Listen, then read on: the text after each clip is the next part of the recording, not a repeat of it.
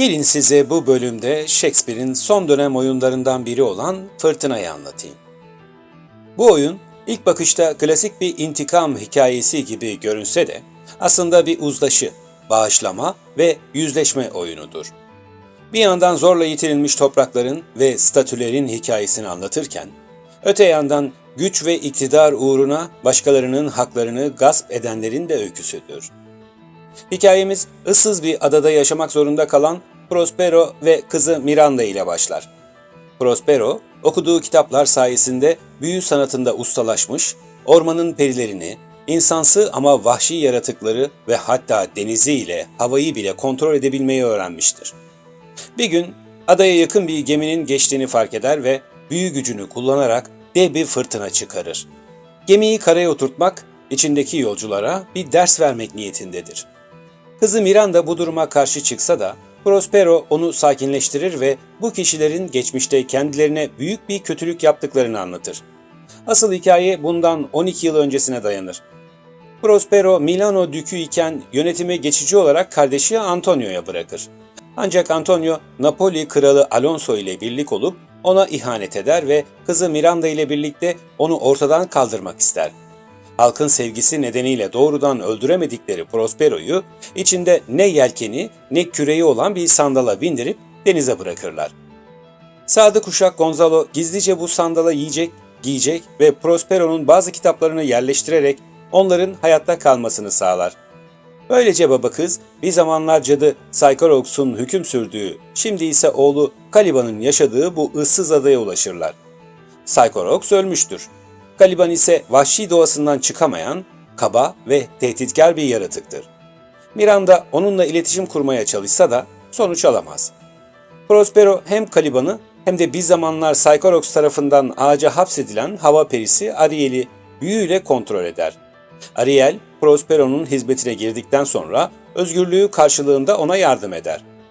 İşte denizdeki bu fırtına, geçmişte yaşanan ihanetlerin bedelini ödetme planının ilk adımıdır. Miranda babasına sorar. "Babacığım, bu gemideki insanlar kim?" Prospero cevaplar.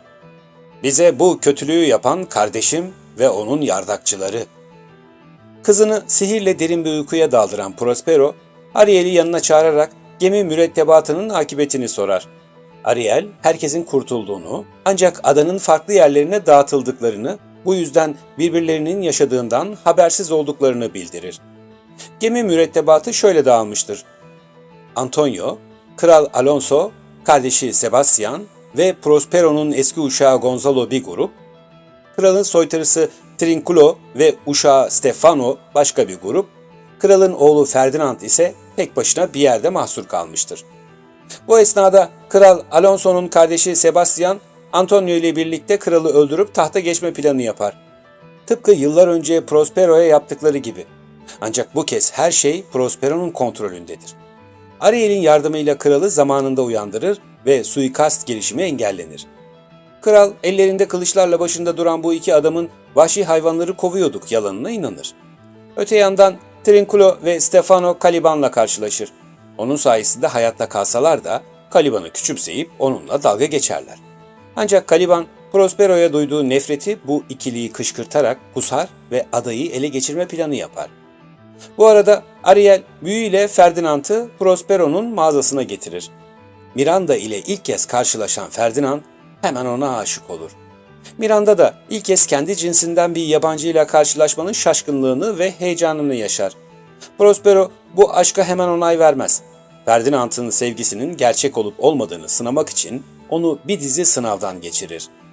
Adanın farklı köşelerinde Prospero geçmişte kendisine ihanet eden herkesi korkutarak ve cezalandırarak onların pişmanlık duymasını sağlar.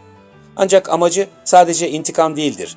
Onları anlamaya ve bağışlamaya da yöneliktir. Sonunda Prospero yüzünü gösterir. Herkes geçmişin günahlarıyla yüzleşir. Özürler dilenir. Ferdinand ve Miranda ortaya çıktığında öldüğünü sanan kral derin bir sevinç yaşar. Prospero Milano dükü unvanını geri alır. Miranda ve Ferdinand evlenerek yeni bir hayata başlar. Ariel özgürlüğüne kavuşur. Caliban ise adasına geri döner. Ve Prospero artık büyüye ihtiyaç duymadığını söyleyerek tüm kitaplarını toprağa gömer. Bu sahne aynı zamanda Shakespeare'in veda niteliğindedir. Tıpkı Prospero gibi o da sihrini yani kalemini yere bırakır. Ancak Shakespeare'in büyüsü yüzyıllar geçse de hala etkisini sürdürmektedir. Ve böylece neden Shakespeare okumalıyız sorusuna cevap aradığımız bir bölümün daha sonuna geldik. Başka bir akıl fikir gezegeni bölümünde görüşünceye dek sağlıcakla kalın.